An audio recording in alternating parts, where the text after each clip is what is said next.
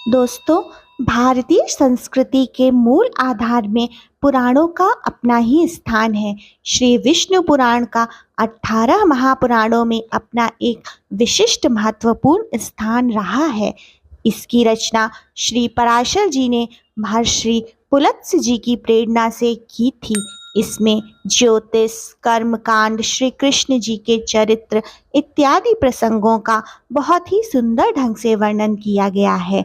भक्ति और ज्ञान से ओतप्रोत इस पुराण में भक्ति, साधना, पूजा विधि आदि का वर्णन श्री पराशर जी ने बड़े ही विस्तृत ढंग से किया है। यह ग्रंथ अनेक दृष्टियों से महत्वपूर्ण तो है ही, साथ में ज्ञानवर्धक और लोककारी भी है। इसके पढ़ने से भक्त के हृदय में विष्णु भगवान के प्रति स्नेह और प्रीति पैदा हो जाती है। इस विष्णु पुराण को 6 अंशों में बांटा गया है और इसमें 126 अध्याय हैं। ओम भगवते श्री वासुदेवाय नमः। श्री विष्णु महापुराण, पहला अंश। नारायणं नमस्कृत्य नरं चैव नरोत्तमं देवीं सरस्वतीं व्यासं ततो जयमुदीरयेत्। प्रथम अध्याय। पराशर मुनि को श्री विष्णु के ज्ञान की प्राप्ति। श्री सूत जी बोले, मैत्रेय जी ने नित्य कर्मों से निवृत्त हुए मुनिवर पराशर जी को प्रणाम किया और उनके चरणों का स्पर्श करते हुए बोले, हे गुरुदेव जी, मैंने आपसे ही संपूर्ण वेद, वेदांग और सभी धर्मशास्त्रों का भली भांति अध्ययन किया है। हे मुनि श्रेष्ठ, आपकी कृपा से मेरे विरोधी जन भी मेरे लिए यह नहीं कह सकेंगे कि मैंने संपूर्ण शास्त्रों के अभ्यास में परिश्रम नहीं किया। हे धर्मज्ञ, हे महाभाग, अब मैं आपके मुखारविंद से यह सुनना चाहता हूँ कि इस सृष्टि की उत्पत्ति कैसे हुई और आगे भी कैसे होगी, तथा हे ब्राह्मण, इस संसार के उपादान का कारण क्या है। यह संपूर्ण चराचर किससे उत्पन्न हुआ होगा तथा यह पहले किसमें लीन था और आगे किसमें लीन हो जाएगा।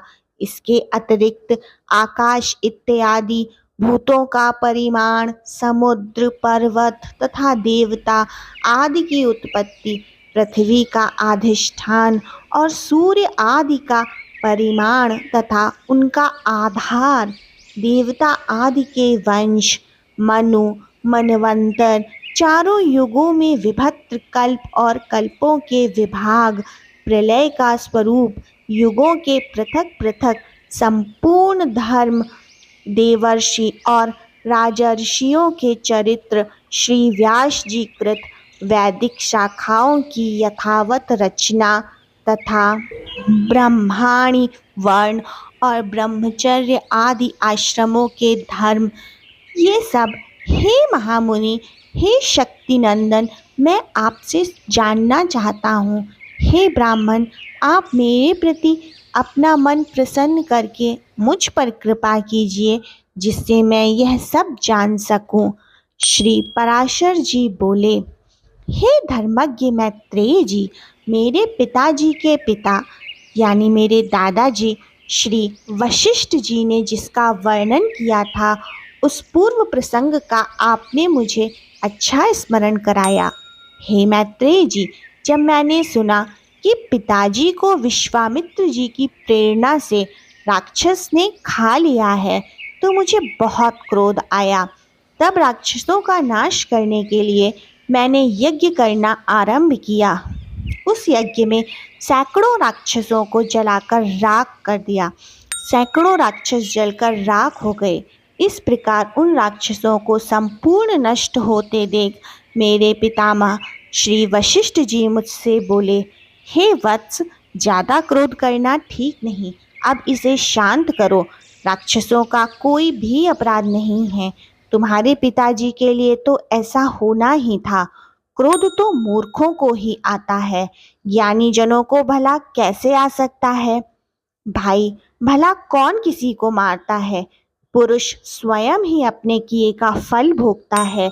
हे प्रियवर, यह क्रोध तो मनुष्य के अत्यधिक कष्ट से संचित यश और तप के तेज को भी नाश करता है। हे तात, इस लोक और परलोक दोनों को बिगाड़ने वाले इस क्रोध का महर्षिगण सर्वदा त्याग करते हैं, इसलिए तुम इसके वशीभूत मत हो। अब इन बेचारे निरपराध राक्षसों को दग्ध करने से कोई लाभ नहीं। अपने इस यज्ञ को समाप्त करो। साधुओं का धर्म तो हमेशा ही क्षमा है। पितामह के इस प्रकार समझाने पर उनकी बातों के गौरव का विचार करके मैंने वह यज्ञ समाप्त कर दिया। इससे मुनिश्रेष्ठ भगवान वशिष्ठ जी बहुत प्रसन्न हुए। उसी समय ब्रह्मा जी के पुत्र वहां आए। हे मैत्रेय, पितामह वशिष्ठ जी ने उन्हें अर्घ दिया। तब वे महर्षि पुलह के ज्येष्ठ भ्राता महाभाग पुलत्स्य जी आसन ग्रहण करके बोले।